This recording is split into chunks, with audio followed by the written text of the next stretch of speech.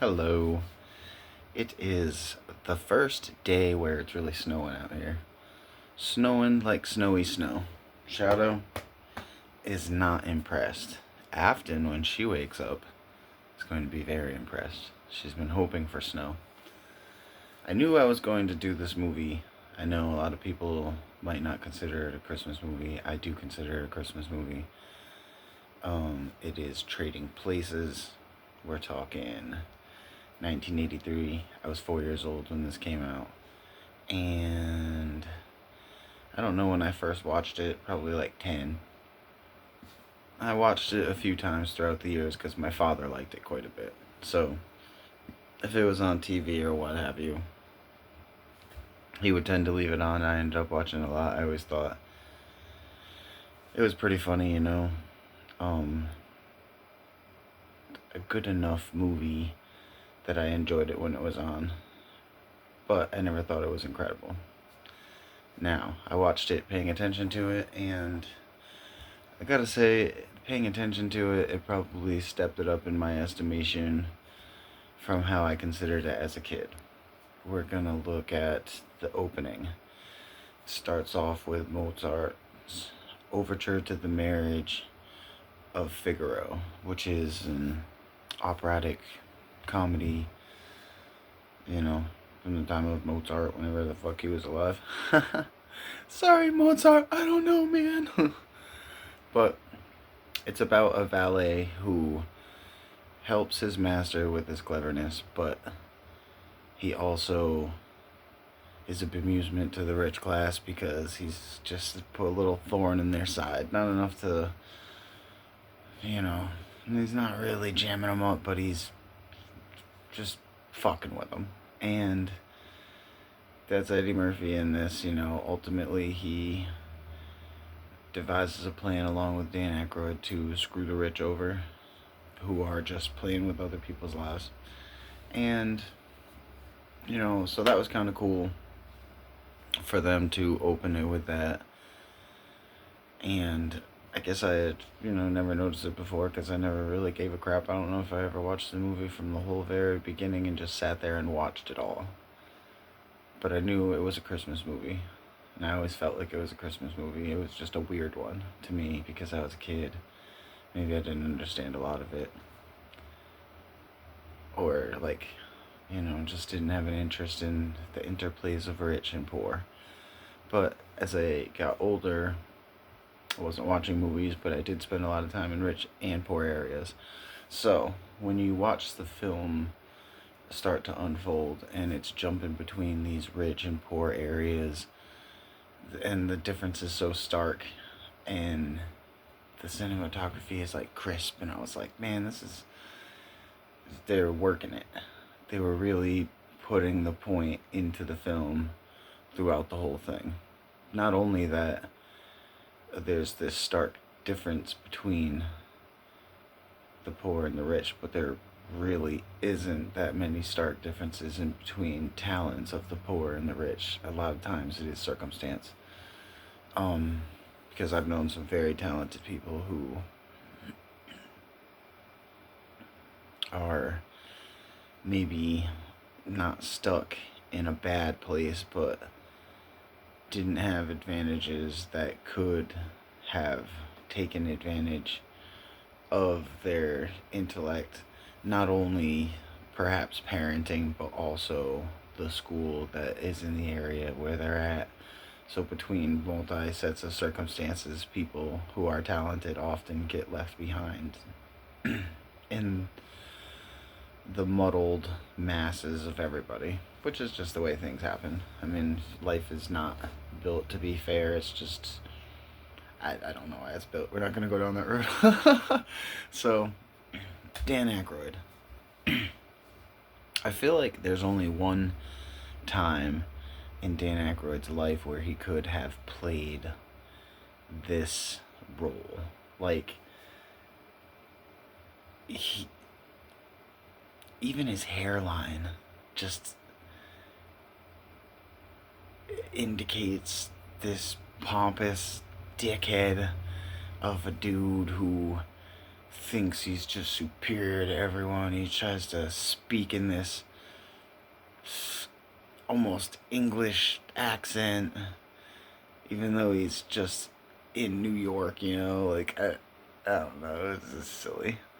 So, at that time, I think that's the only time he could have played that role. Like, once he got a little older and maybe pudgier, lost some of his hair, he just didn't have that erudite look, but he has it in this thing.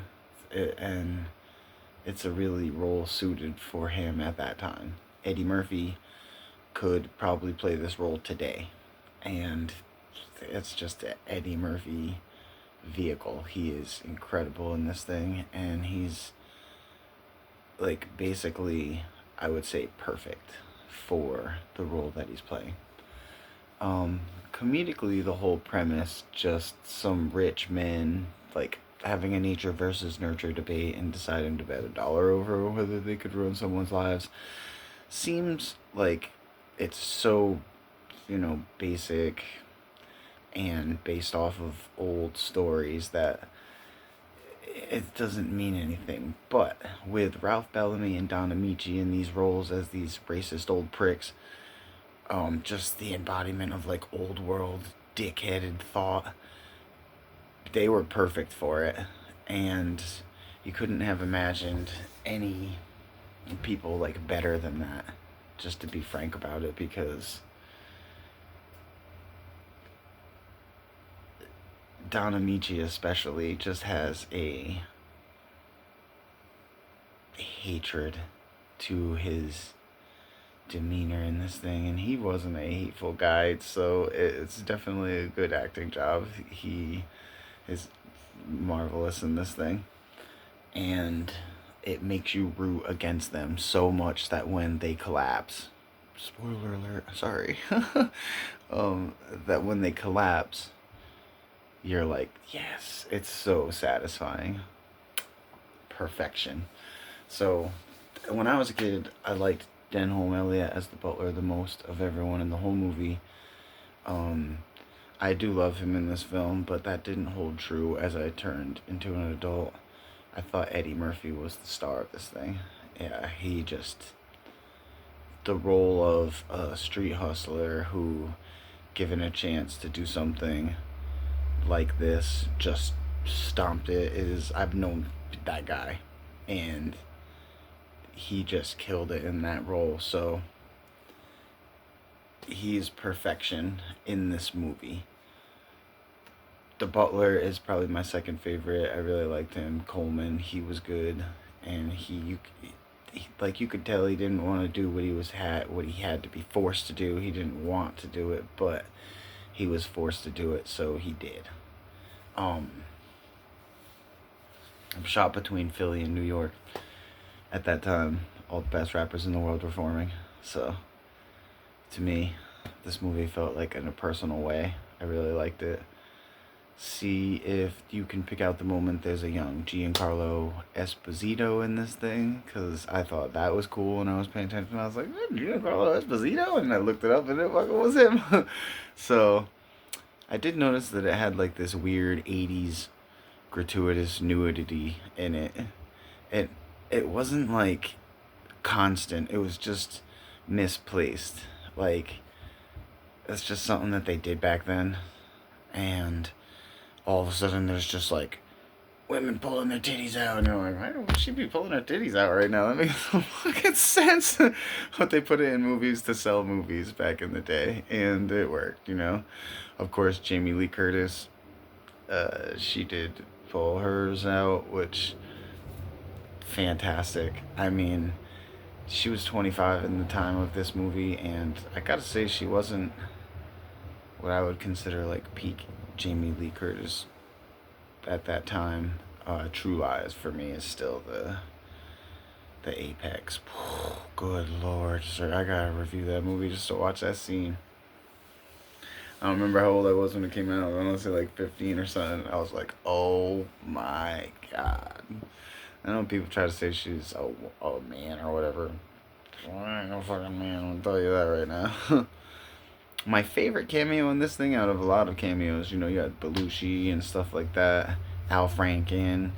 There was a bunch of them in this thing. But Bo Diddley. If you don't know who Bo Diddley is, he's one of the OG rock and rollers that came out. You know, I would say he's as important as Little Richard, and Chuck Berry, and even like, you know, Howlin' Wolf and Muddy Waters and stuff like that. If you don't know all these dudes, this is like the first formations of what eventually became rock and roll as we know it. And George Thorogood actually made one of Bo Diddley's songs extra famous. But go look up Bo Diddley and you'll find out what I'm talking about. I like doing that to people. So you got Dan Aykroyd. He hit off the Al Jolson blackface, which plays kind of weird. And it's not that I care that they did blackface in a movie, because I don't give a shit about something like that, just to be frank with you. I just don't like that they made no effort with it. Like, he didn't look... It looked like a white dude who, like, put a little bit of round spots on his face and was like, I am black. And it's like, what the fuck? You know, lazy pricks. I did love seeing bloopers ending off a movie. They played some of the bloopers, and that's how they roll out the credits. They used to do that a lot in movies, and I miss stuff like that. Like, if you ain't gonna do anything, at least throw like the bloopers from the movies up there, because that makes it. Well, I mean, maybe not if it's a serious movie. You don't gotta throw up the bloopers from a serious movie, but if it's just like something silly like this, you know what I mean? Throwing the bloopers on I sat there and watched them because I thought that was really cool.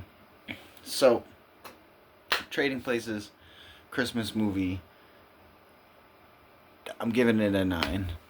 It there's just a couple things about it that were too silly or whatever, but it's not quite a 10 in my eyes, but it is a 9. Excellent film, and I would say, obviously I can't watch it with Afton yet, but there'll be a time when I tell her she can watch it. And maybe let her watch it on her own. Have a good day.